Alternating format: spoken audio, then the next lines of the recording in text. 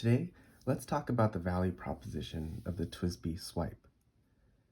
Now, if you're looking just for any pen that writes well and it will give you a good experience, you can easily spend $1 to $2 and get yourself a Pilot G2, or the stationary nerds among us, maybe something like a Pilot Juice or Juice Up for under $3.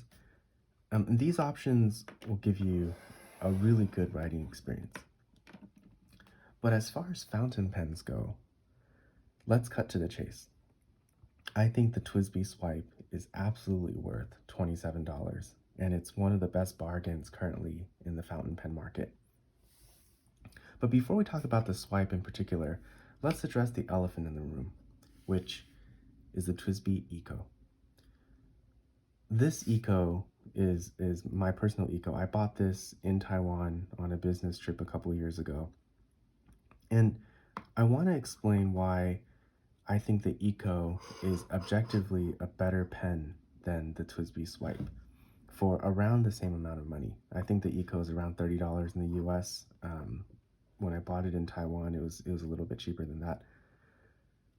So there's two main things that I think the Eco has over the Swipe, ignoring the fact that this is a piston filler pen versus cartridge converter.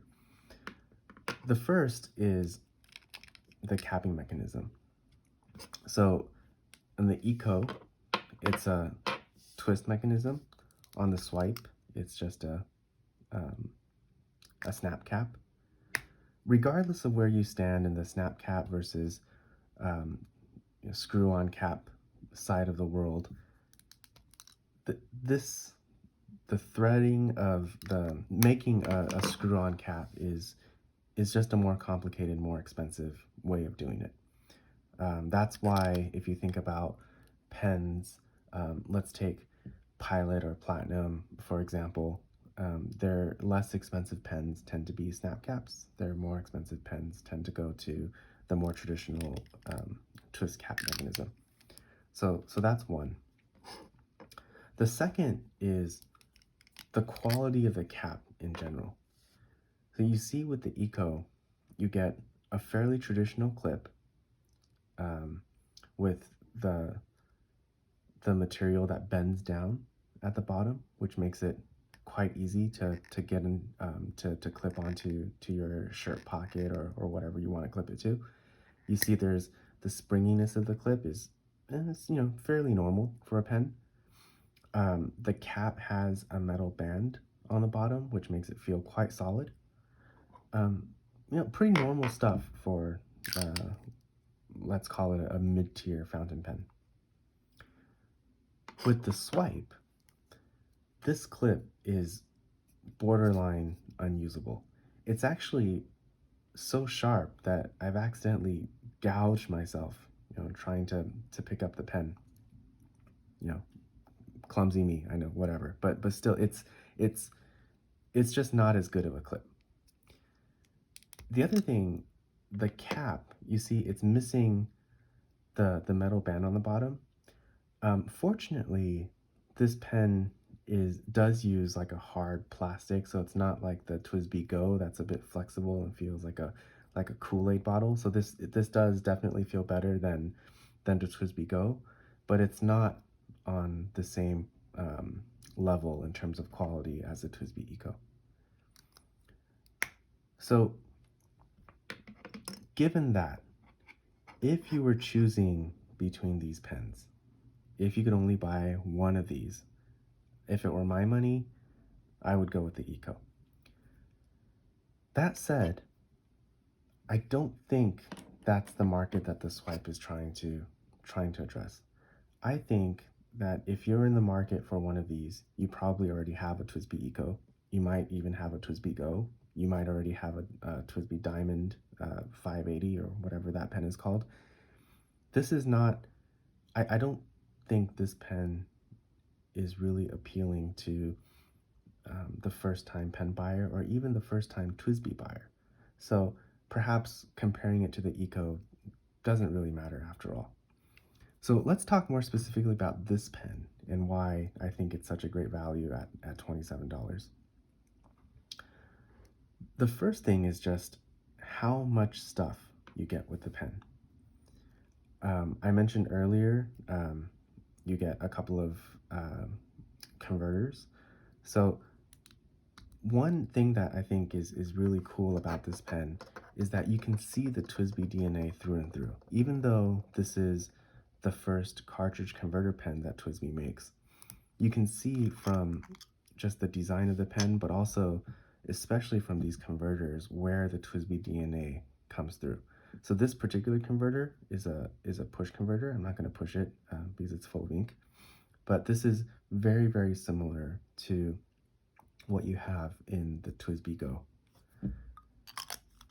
The other converter that it comes with looks like this.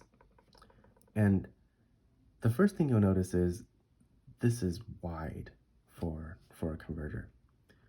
The other thing is, as you twist it, you see that mechanism? That is really, really similar to what you find in something like a TWSBI Eco. See? So you can really see where the DNA or the the designs from TWSBI come through to this pen, and I think that's really quite cool. Also included with the pen, ink cartridge, rather large, pretty standard ink cartridge, and a spring which you can put behind. You can put behind the ink cartridge in the pen, and it makes it so that the ink cartridge doesn't accidentally fall out when you use it. So a bit gimmicky, but I think it's pretty cool that you get all of that stuff, all for $27. Even the refills for the ink are relatively reasonable. So this is, I think it's an 8-pack. Yeah, you get 8 of these ink cartridges for $6.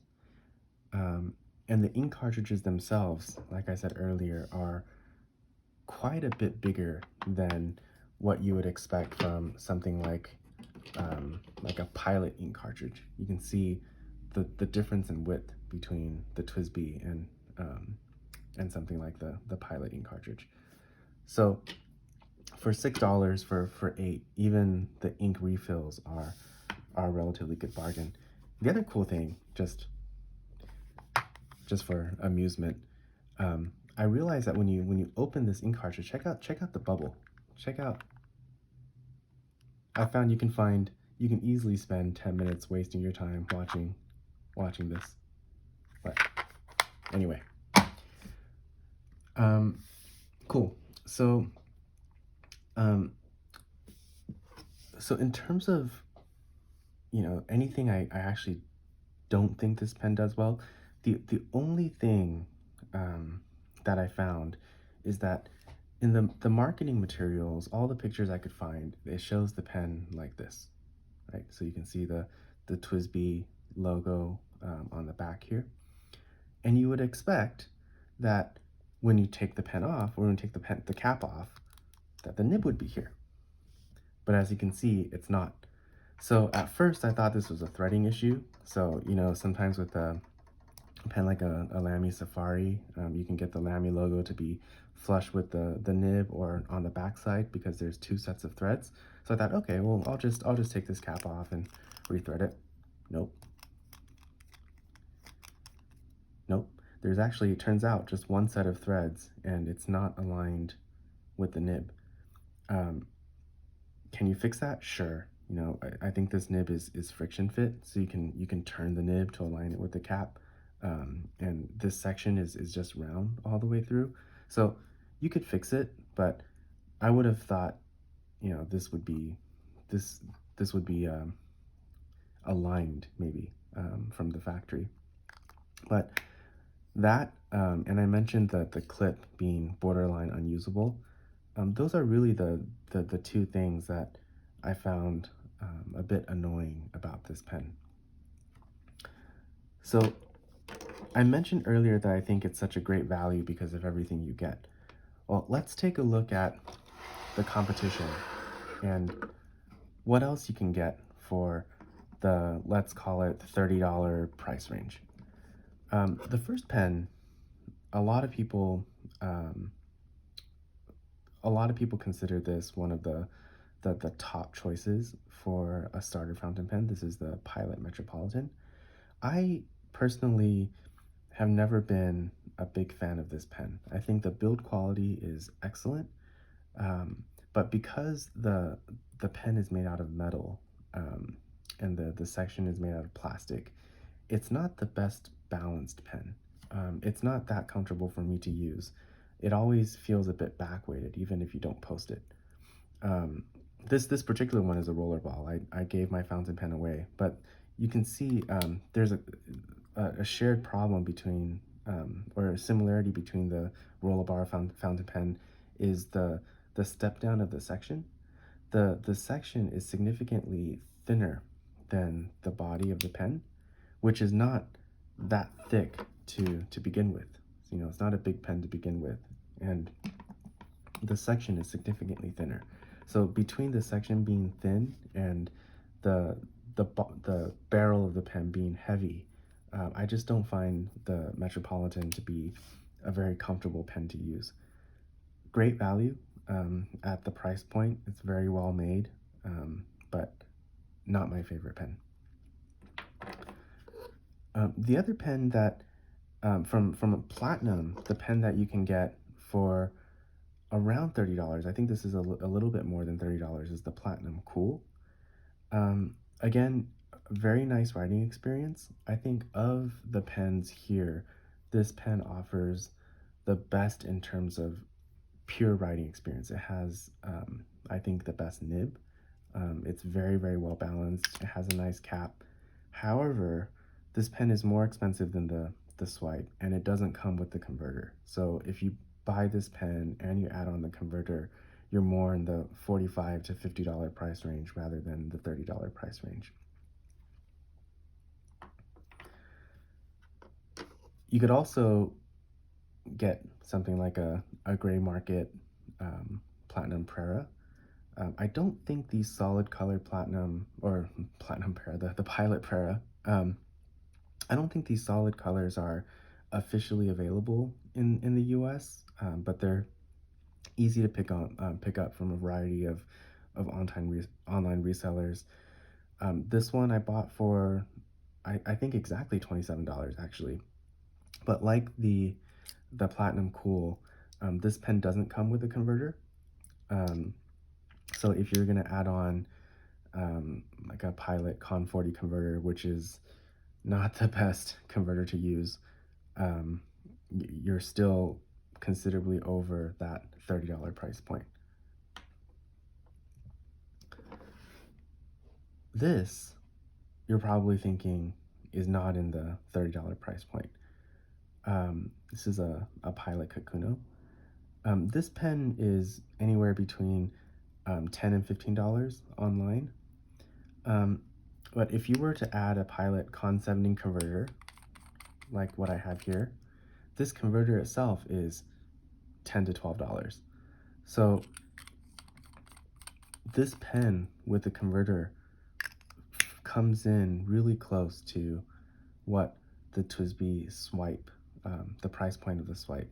And if you compare these pens, while I absolutely love the Kakuno, and I think, yeah, I have a ton of these things sitting around, I think they are really great writers for the price point. However, from an objective perspective, it's just a much cheaply made pen than the Swipe.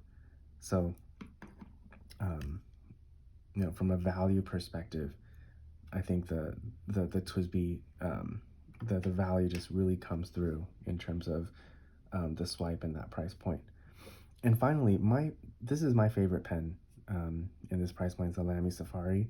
But again, at $27, it doesn't come with a converter.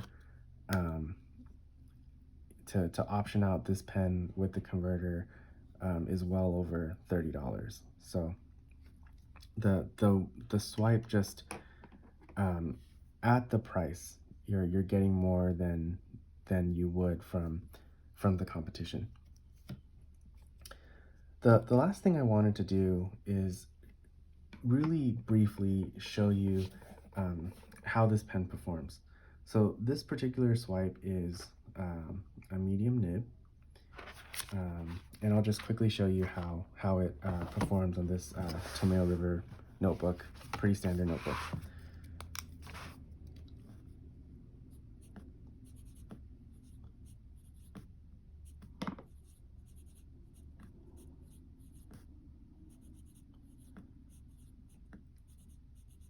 So as you can see, it's about what you'd expect for a medium line, and I think this is really nicely tuned.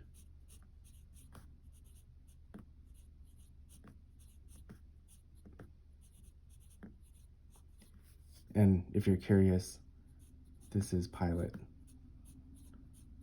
Blue Black.